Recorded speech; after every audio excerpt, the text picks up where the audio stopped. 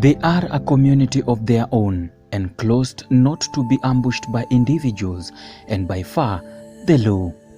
They live with us. They are our brothers, sons and daughters, but we bury our heads in the sand to ignore the fact that they form part of the society.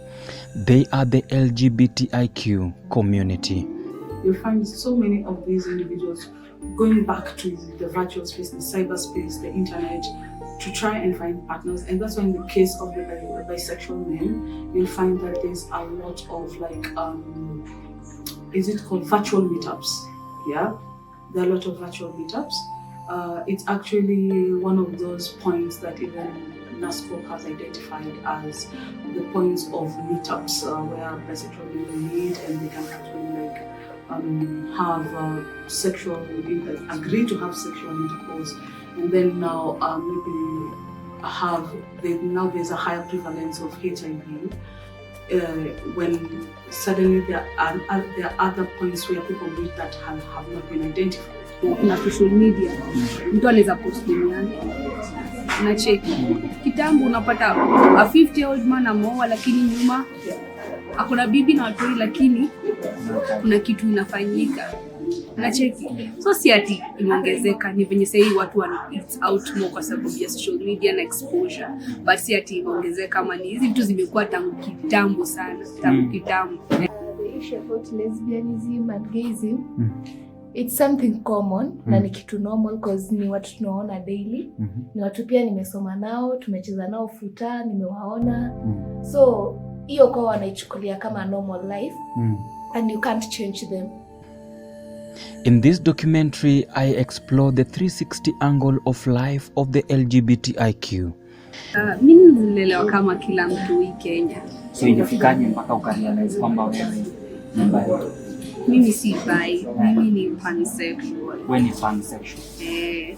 Pansexual inamaanisha mimi naweza kupenda mtu yeyote. Mimi sioni gender, nikikucheki sitaona ati wewe ni boy, ama nikiona dem si ni dem, ama nikiona mse transgender ama pia sioni hivyo. Mimi naona human being na kan nimpenda hivyo. Whether ni dem ama ni chali ama ni transgender, mimi nitakupenda tu. Because kila mtu anajipenda kupenda. People think that being an LGBTIQ person or being a lesbian or identifying as a lesbian, bisexual or queer person is something trendy. It's not. It's something that you know from what you know. It's an expression. It's like when you started getting attracted to the opposite sex, physically, emotionally, intellectually. It's something that starts, when it starts. In general situation for gay men, lesbians, bisexual, transgender, intersex persons, as well as those perceived as such, they are referred thereafter collectively as LGBTIQ persons, and the number of this section of people is growing day by day. I sought to find out why. It's something that starts, when it starts. It's not something that you just get up, acquire, and you're like, now I'm LGBTIQ. Like when you're born at birth, you're either male, female, or intersex. So, but when you're born female and your internal expression of self doesn't coincide with the gender constructs you're given from when you were a child, if you've been conditioned by your parents from when you were a young boy to start thinking and behaving like a man, but your internal expression of self does not coincide with being male and you identify to your femininity, then you could be a trans person. So when you also don't conform to any of those gender norms or roles, then you become non-binary. Looking at it at a reproductive angle could make sense in most of our African context. In Kenya, the rise of LGBTIQ stigmatization has caused havoc to its members. Becky is an LGBTIQ activist, explains the hurdle they have to go through to survive. Even before accessing HIV-related services and reproductive health services, it is not easy as an LGBTIQ person to go to a health facility and say, I need sexual and reproductive health services. First, they're going to ask you, maybe you've had a partner, you're going to anal warts, or you have maybe chlamydia in your mouth, then they're just going to do the prognosis. Then they're going to find out. Now this health service provider will ask you like, how did you get anal warts in your anus, or how did you get chlamydia in your mouth? Like, what happened? You know. Then you'll say, no, you know me, I have sex with men, or I had oral sex with a woman. Then they'll say, wow, what? There are others who've gotten out the Bible to actually pray for you before they take that letter. There are those who say, I cannot treat an LGBTIQ person. There are those who have that attitude, they just get up and just leave. And you know, there are public servants, and they have the public service charter that they should be giving services regardless. Yeah. So you find they have certain attitudes, their religious attitudes, their cultural attitudes. Somebody just doesn't give you that health service that you want as an LGBTQ person, especially when you come out to them, because they talk about confidentiality. There's that aspect of confidentiality. It leaves when that person suddenly goes out and tells others, do you know that is a gay person? Do you know they have anal warts? Do you know that one is a lesbian? She has like chlamydia in her mouth. She has like gonorrhea. I can't touch. I can't even treat, you know. There's that intersex person. There are health service providers who've never seen ambiguous genitalia in their whole life. The value of that health service provider comes first, more than service provision. Yeah. So this is somebody who will feel like, I cannot serve. My Christian values do not allow me. My religious values do not allow me. My cultural values do not allow me. With cultural values taking center stage, many have suffered as well. Yeah, so there's that. They don't go to school. Mostly they don't get to finish school, because when they get to school, you know, your preparatory age, whereby when you want to go, you want to use the toilet. So if you're an intersex child, you're called maybe on Monday. Then when you go to the men's or to the boys' toilet, you squat and pee, because that is what comes naturally. You don't stand peeing. Now the other kids will go and tell their parents, or will go and tell the teacher, or will start laughing at you. Why are you like squatting to pee and you're supposed to be standing when you're peeing?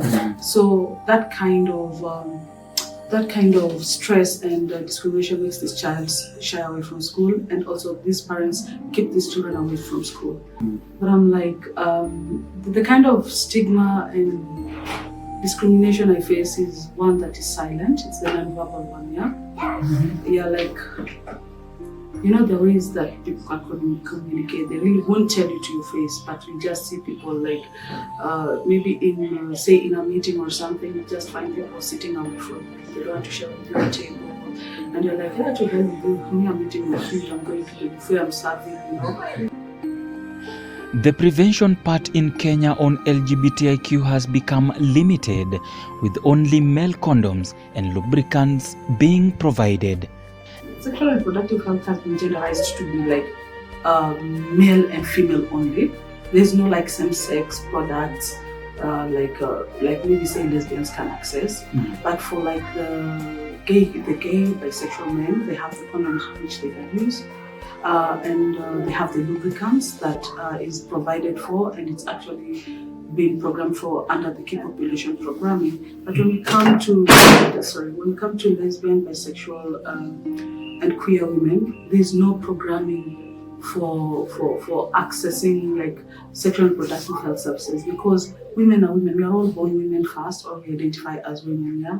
And for the when I talk about like, because my strength is basically on the lesbian, bisexual, and queer women, there are no commodities, like there are finger condoms that are supposed to be there, like they're supposed to be distributed. They're dental. A finger condom? Yeah, you use finger condoms like to have sex, because you know when you have cuts, you know there are those cuts that are always there in your hands. Yeah, these are cuts. Microdents. Yeah, the microdents. Yeah. So if they are open and they are bleeding, and you happen to have sex with this person using your finger, then you'll be able to get like diseases. You'll be able to have HIV. You'll be able to have like microinjuries in that. And also when you practice oral sex, you'll be able to contract like the STIs and the chlamydias. And so what don't we have in Kenya that finger condom? Yeah, like finger What else? condoms, like you can't get finger condoms. Mostly, how we get our finger condoms, they are actually imported Through who? through organizations that, like, say, for instance, if there are organizations in South Africa that donate finger condoms to organizations, yes, they are finger condoms. There are also female condoms that are available. Those are some of the retired products that are there. Kuna dental dams, but the dental dams are supposed to be like produced. What is a dental dam? A dental dam is like a square-shaped latex. It's just like the texture of a latex condom, but it is dry. You use it for having oral sex. Even heterosexual couples use it. And like even if you want to have like oral sex with someone you've never met, you just don't go number it, or you'll get like STDs. So that is a product that is used. It cuts across. So it's either you put it on the vagina, you have oral sex, or you put it in the anus, you have oral sex. There are people who get turned on by oral sex in the anus. Yeah. So sexual intercourse. So there are those also lesbian, bisexual, queer women who use sex toys. So they should be shared. Unless you know your partners, and if your partner is a long-term partner, or maybe if it is a short-term partner like chips funga, then you need to use protection. If you're using those sex toys, you have to use like condoms. You have to cover those sex toys with condoms.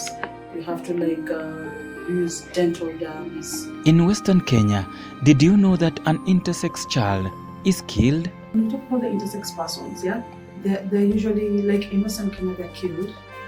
They're just put into like, when a woman, especially a woman who hasn't gone to hospital, has an intersex baby, this is a baby who is killed.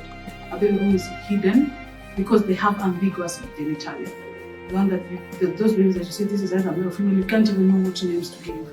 So at that point, you'll find that a parent says, no, I really wanted a girl. And also the parents are also like confused, like they really don't know what has happened to their kids. And in some communities, like intersex children are like labeled as bad omens. So they're either killed at birth or they're orchestrated from the community. So you'll find this parent now hiding the child away or posing the child to a gender that the child does not conform to. The gender in mama ndio nataka. I want this intersex child to be female or to be male. Yeah. So they start living in that construct as a male.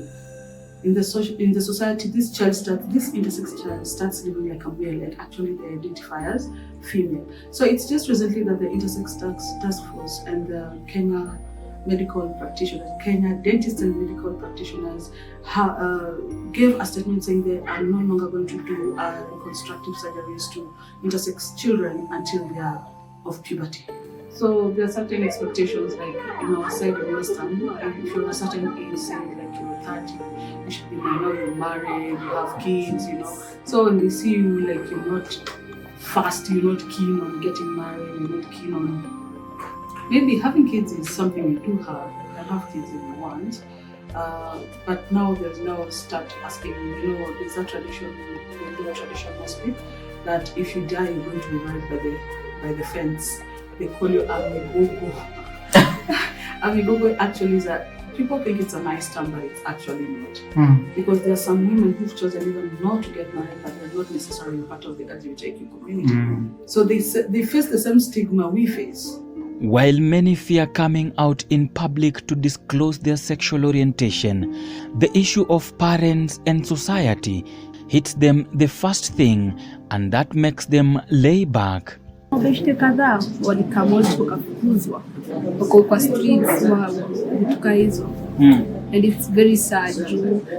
Some za the word is disown, excommunicate, anafukuza juu ati napenda a certain type of people.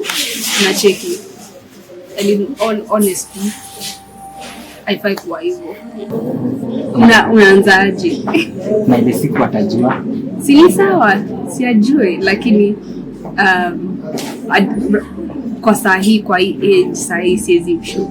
When do you intend to come out? I don't know. Sijui.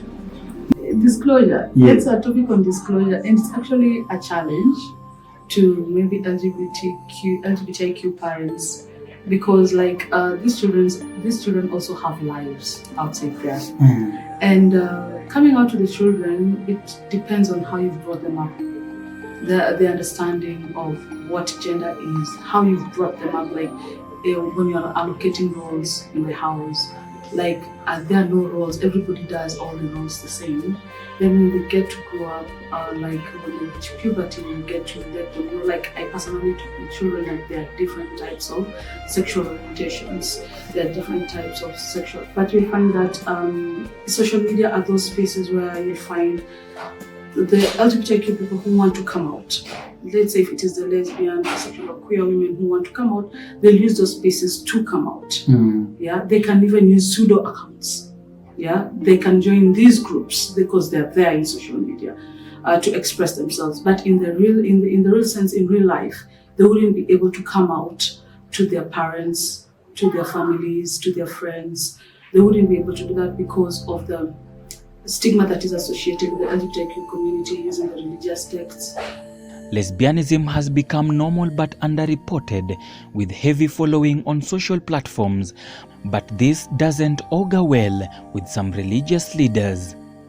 Pastor Nathan Ondego is the lead pastor at PAG Church in Kisumu's Kondele area, and his take on homosexuality is different. Okay, when you speak of homosexuality, it is condemned by God, not by pastors, by God. God made one woman and one wife and one man at one time and put them together and said they be together, only the two of them. He never made two men and one woman or two women and one man. Basically, one thing kuamua accepting kwa sababu mimi kupenda mse transgender, mimi kupenda mse hana genitals, mimi kupenda mse wa gender yangu, ama kupenda mse mwenye si wa gender yangu, I perfect. Mbona unaumia? In my country, Kenya, the state does not recognize any relationship between persons of the same sex. Same-sex marriage is banned under the Kenyan Constitution since 2010. This has made journalists fear talking about LGBTIQ topics in a positive manner, something Becky says has impacted on them heavily. So there are certain stories that when you write, they create more harm, and please, they do no harm policy. So when you create more harm to an individual or a subset of individuals, then your story is a negative story. Yeah, and it will actually make others fear telling their stories. And there's also that romanticization of LGBTQ stories. You find stories are romanticized in the sense that people only talk about the sexual part, the erotic part of the LGBTQ community, forgetting that the LGBTQ community are taxpayers in this country. They have feelings like everyone, they have families, they need to access health services just like everybody, they need to access legal services just like everybody, they access even basic amenities just like everybody. And unless they tell you that they are an LGBTQ person, do not assume that they are an LGBTQ person. So it becomes very challenging when the media romanticizes these stories. That's why you find certain stories that have a lot of misinformation, like in the titles and in the body, whereby you find that when the reader gets to have this story, to process the story, it only talks about the romantic, the erotic part of the LGBTQ community. So we are doing a lot of advocacy also with journalists, with media personalities, with media houses, to tell them when you do write this story, this is what happens to this community. Just abide by your ethics, and even if you don't want to publish our stories, well, that's well and good. But when you do get to write the stories, know the impact that you have on this certain community. Police also have utilized the law in discriminating the LGBTIQ. According to one source, attacks on LGBTIQ persons occurred more often in low-income or highly conservative areas. Kenya's first Pride event was held in Kakuma refugee camp in June 2018, although organizers reported receiving death threats following the event.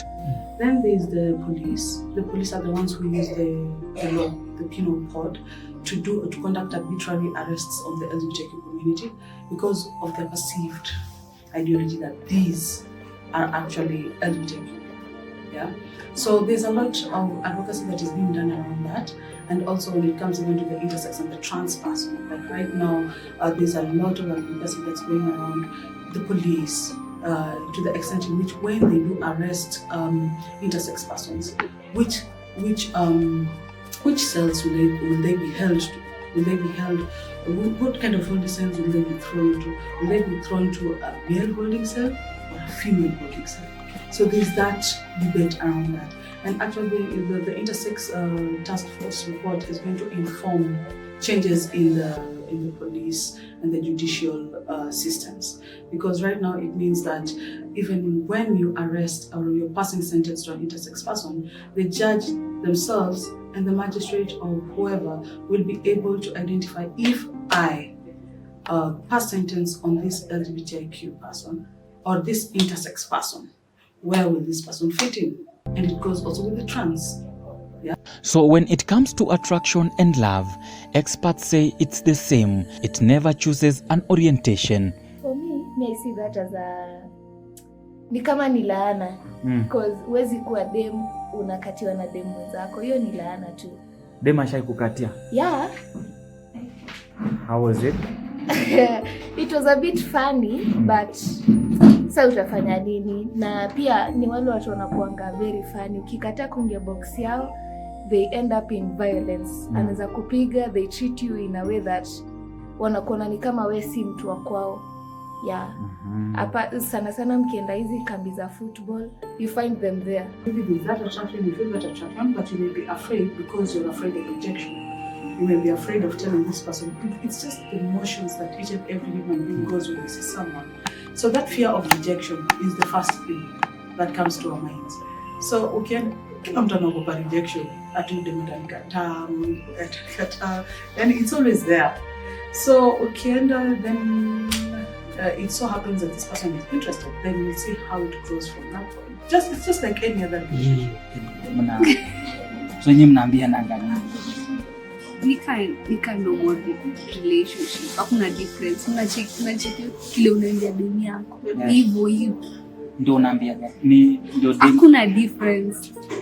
Hakuna difference. Most of us believe that clothes have genders.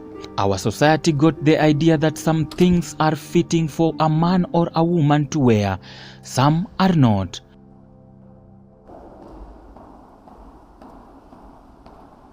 Mark Bryan is an American, but he currently lives in Germany and is a robotic engineer. He lives his life like every other person, except that he challenges gender stereotypes every day. What a person wears should also, as far as sexual orientation also, just because a man wears a skirt or a woman wears some men's clothes doesn't mean that I'm gay or this woman is a lesbian. Where it doesn't have anything to do with sexual orientation or anything like that. So see ati ni wanding benye. Plus me personally, me na cheki dressing again, it's a matter of socialization. To kwa socialize ati maboy wavage skirt ndio tuwanga tunajua. Basically, I think clothes should have no gender. I think what a man wears or what a woman wears shouldn't have a sexual orientation established to it. So basically, I'm just here to say anybody can wear what they want to. We should be free to wear what we feel is more comfortable. So there are no explicit protections against discrimination on the basis of sexual orientation and gender identity. However, the same constitution has allowed full access to reproductive health under Article 43. Currently, we have curfew just given by a human being, and we are all following. Then how will you not follow God, who has told you, I'm giving you out to the world to go and multiply? And eventually, when he saw people were becoming many and clever, he said, stop what we call homosexuality. It is man for a woman and never man for man or woman for woman. I sought out views on common mwananchi on the streets on what they think about LGBTIQ. Okay, hii issue tumekuwa tunaisikia lakini mimi sioni kama ni kitu ya kawaida. Mtoto wako angekuja leo akwambie mam ama lesbian ama mimi ni gay, utafanya? First of all, inaweza nistua sana na inaweza nikasirisha sana on the other side, lakini mimi steps ninazochukua naona kwanza naweza mpatiana kwa Mungu kwanza. Nimuombe tu, nimpeleke church aombewe, alafu nimfanyie counseling.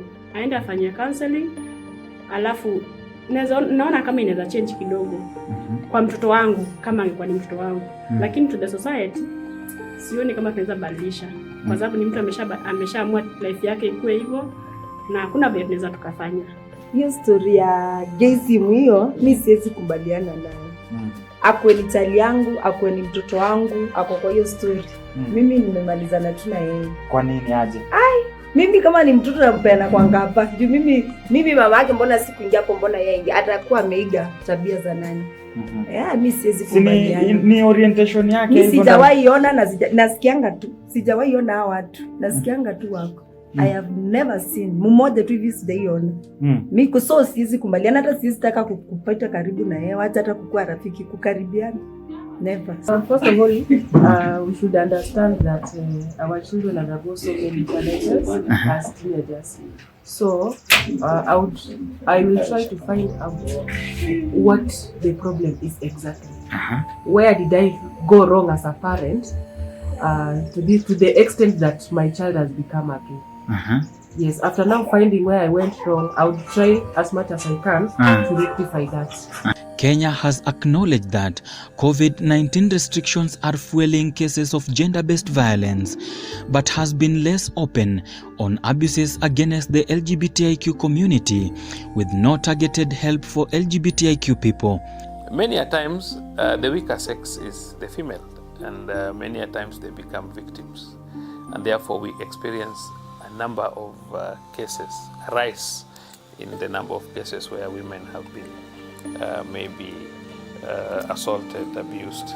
Because if somebody is abusing somebody today, they have nowhere to learn to. According to the Gay and Lesbian Coalition of Kenya GALC, during the pandemic, it has been lodging up to 10 attacks per month on the LGBTIQ community.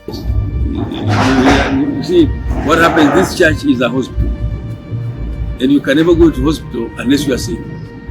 Even us who are here, we are feeling there's something we may have done a mistake. We need to work together and ask God for forgiveness. It's not that we are just coming up to sing and say this only. Jesus came only for the homosexuality. He came for the bad people of the world and he interacted with them. So we pastors need to welcome them. They come, we preach. We don't preach them. We preach the actions which are bad. Tumekuwa hardwired into thinking that the only way you can live is with a man. If you're a woman, or if you're a man, it's with a woman. Even though tumekuwa tukilelewa, unacheki. But ukigrow up when mtu mkubwa, you have access to a lot of things and knowledge. Jifunze, usijibox, unafaa kuwa learn vitu zenye azine explore. You never know.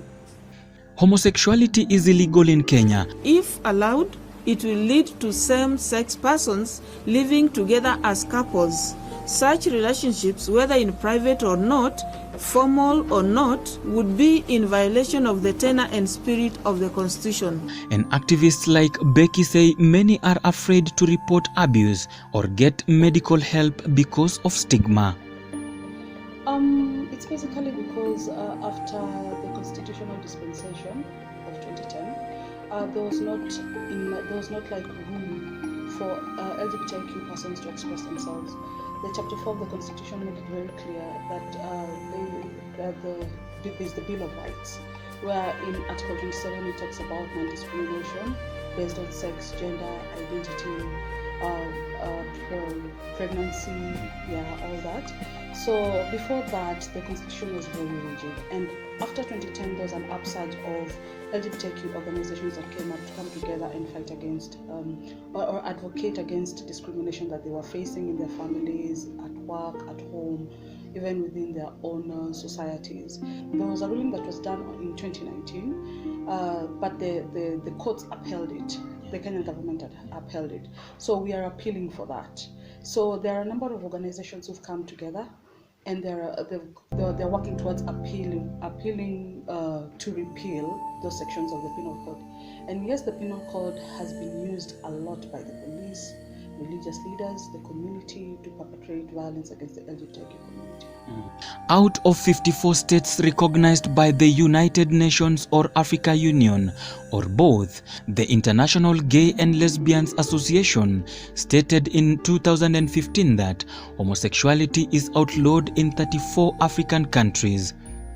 In Somalia, Somaliland, Mauritius, and northern Nigeria, homosexuality is punishable by death. In Uganda, Tanzania, and Sierra Leone, offenders can receive life imprisonment for homosexual acts. However, the law is not enforced in Sierra Leone, with most of them seeking asylum in Kenya. And all you need to do before you have that perceived feeling or perceived knowledge that somebody is an LGBTIQ person, first you need to ask them. Don't think they are. Just ask them in a nice, polite way that is not offensive. Ask them to get to know who they are and what it entails to be an LGBTIQ person. Stop romanticizing our stories. We're just like Kenyans, every other Kenyan, and we live our lives every day. We pay taxes, and just please love. Just know that love is love. According to National Consensus Meeting for Key Population Program held on 7th to 9th October 2020, the transgender population size estimated on transgender is 4,369, with Trans Nzoia, Nyamira, Embu, Makueni, Murang'a, Kirinyaga and Busia recording 0 and 2 of the same population. Nairobi recorded the highest estimates of transgender at 1,064 people, followed by Bungoma with 518, while Mombasa had 435, Kilifi having 441, Machakos 277, and Kisumu with 220. So you may like them, hate them, or not care at all, but the fact remains there is LGBTIQ community in Kenya, which begs the question, should they enjoy basic rights like everyone else or not, including reproductive health and rights? For Straight News, I'm Ode Francis.